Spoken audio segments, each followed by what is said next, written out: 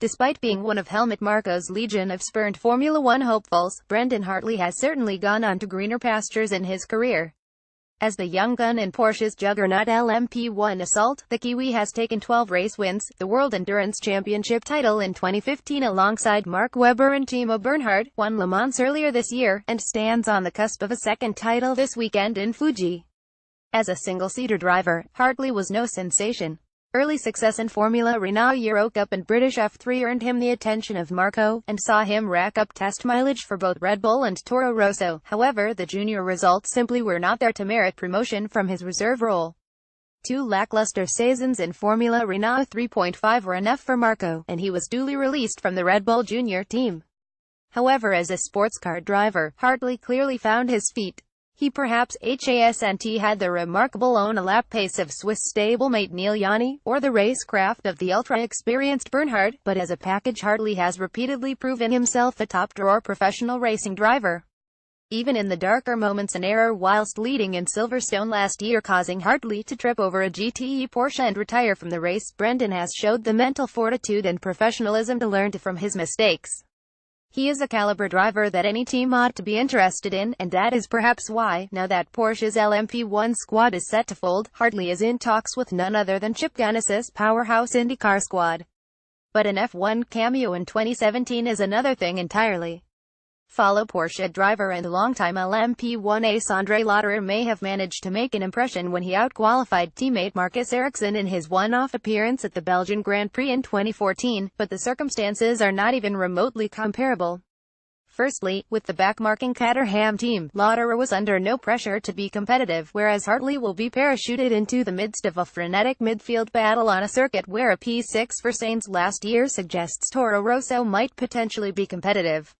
However, more importantly, whilst Lotterer suggested that the gloatings of the Caterham were actually less than those of his LMP1 car, Hartley is stepping into a car so physically intensive that even those used to the ferocity of a F1 car were apprehensive prior to the season. There is a very real prospect that his weekend in the car will be defined by the limits of his neck rather than his experience and skill in the car. Hartley is by no means an ideal choice. Antonio Giovinazzi, Oliver Rowland or Sergei Sirotkin would have been much more compelling options.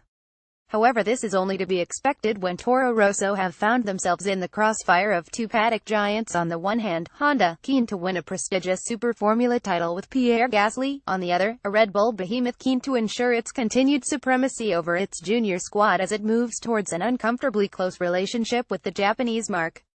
Certainly, the widespread paddock speculation about a long-term, phased withdrawal from F1 by an alienated Dietrich Mateschitz has not manifested in any doctrinal thawing on Toro Rosso's driver lineups. 12 seasons spent supplying Red Bull with the brightest and best junior stars has worked only because Helmut Marko has ensured a steady supply of young hopefuls. However, now that supply has dried up, now landmark talents like Lando Norris and Charles Leclerc are being poached by McLaren and Ferrari. In the absence of its usually reliable repository of fresh drivers, the situation has been further compounded by the loss of Sainz to Renault and the woeful form of Daniil Kvyat.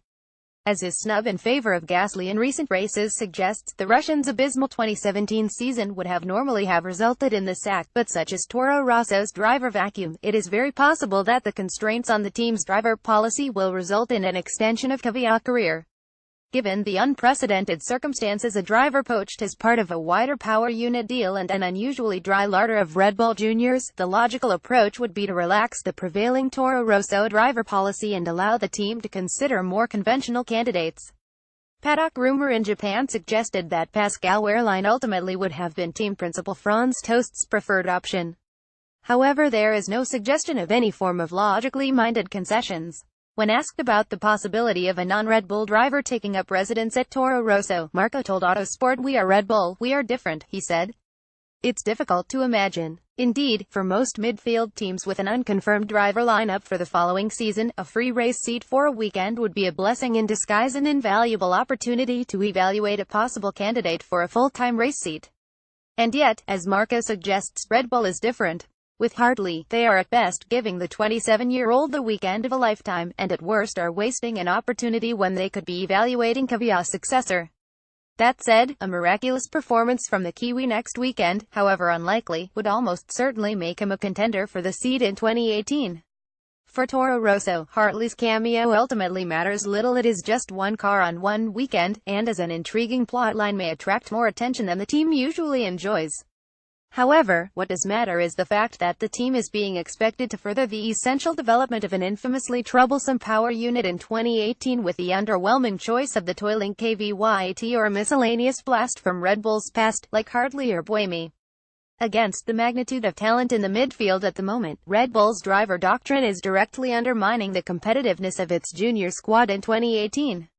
Some may facetiously suggest that Red Bull has never been truly interested in the competitiveness of Toro Rosso, and that ever since the technical links between the teams were cut following the embarrassment of the junior squad's win in Monza in 2008, the Faenza-based outfit has become little more than a driver pool for Red Bull's convenience.